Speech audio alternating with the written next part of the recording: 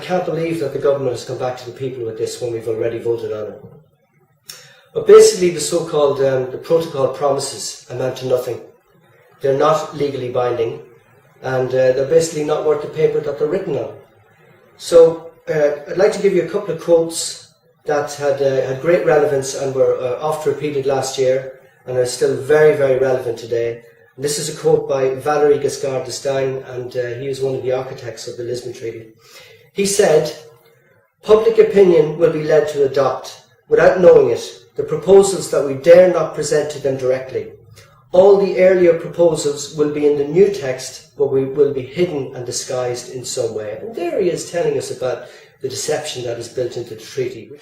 Just to give you an example of the deception that is built into this treaty, if I can give a quote from the European Charter of Fundamental Rights, which will become legally binding under Article 6 of the TEU in this Lisbon Treaty if it's passed. There's an article in it which says that everybody has a right to life, nobody shall be condemned to death. Sounds great. But when you read on, there's a footnote which says, "A state may make provisions in its law for the death penalty in times of war or imminent threat of war."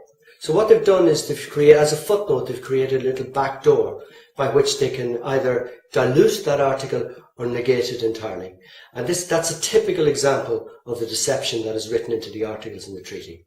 Another quote from the founding father of the EU, Jean Monnet, he said, "Europe's nations shall be guided towards a superstate without their people understanding what is happening.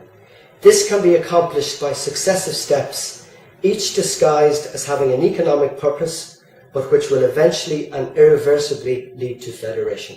So with this Lisbon Treaty, the EU is going to be recognised as a separate state within the UN, separate from the individual member states.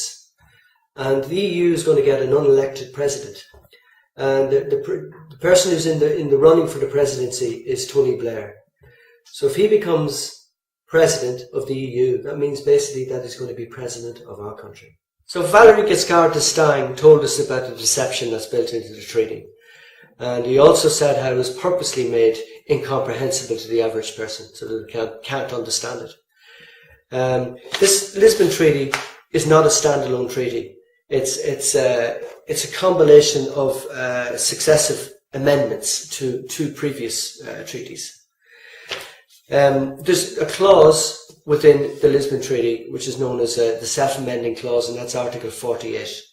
That basically means that the EU can interpret any of those articles in whatever way they want, and they don't have to come back to the people. With the Laval judgment that was recently made by the European Court of Justice, it means that immigrants coming into this country can work for below the industry standard wage.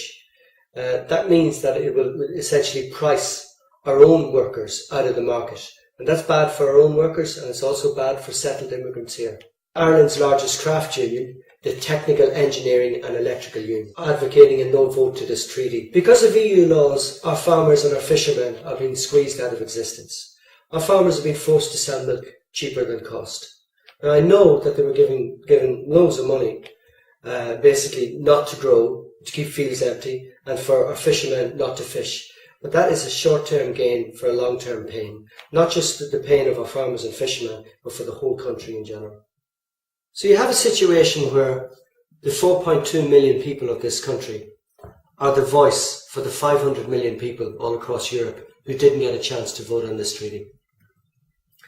The reason that they won't allow referendums in the other individual member states is because they know, as Charlie Creevy pointed out, that it will be rejected. So it's up to us, as a voice for those 500 million people, to vote no to this treaty. There is a better way. So where is this all going, and what's the ultimate agenda? Well, the ultimate agenda is to create a one world government.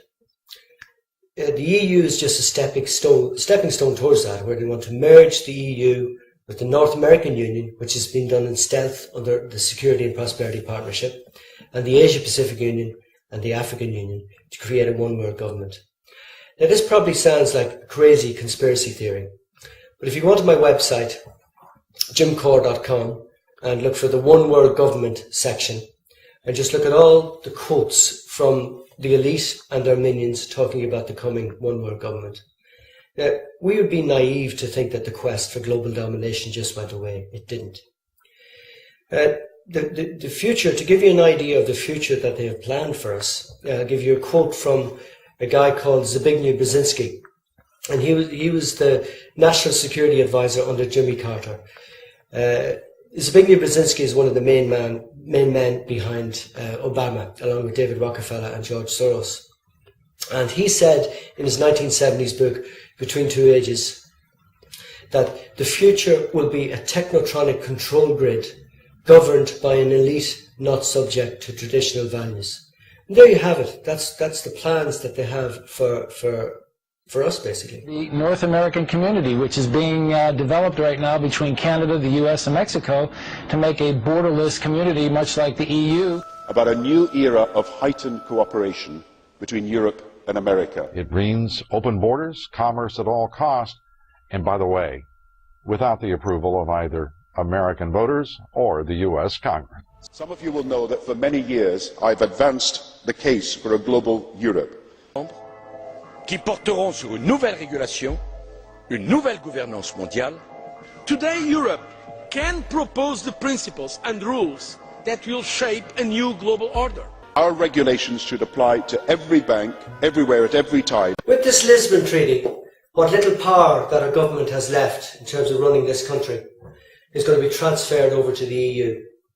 That means that the EU is going to be in control of our police, our army, small as it is, our economy and our government. If you've got a foreign power, which it is basically, being operated through the unelected bureaucrats in Brussels, dictating how we live our lives in this country, that essentially is an end to our independence and an end to our national sovereignty. Now, I believe that our national sovereignty should be guarded. I imagine that our ancestors, who fought long and hard for our independence and our national sovereignty, must be spinning in their graves with this treaty. The yes side have been creating the no side arguments. The pro-Lisbon bias coming from the mainstream media has been frankly unbelievable. It's like the no side has been completely sidelined. The BCI, the Broadcasting Commission of Ireland, came out recently and made a statement saying that they didn't have to give equal coverage to opposing sides. Don't allow yourself to be bullied or scared into voting for this treaty. I believe, as many others do, that there is a better way towards a more democratic EU. If you'd like any more information on this, do visit my website, jimcorr.com. Thank you very much.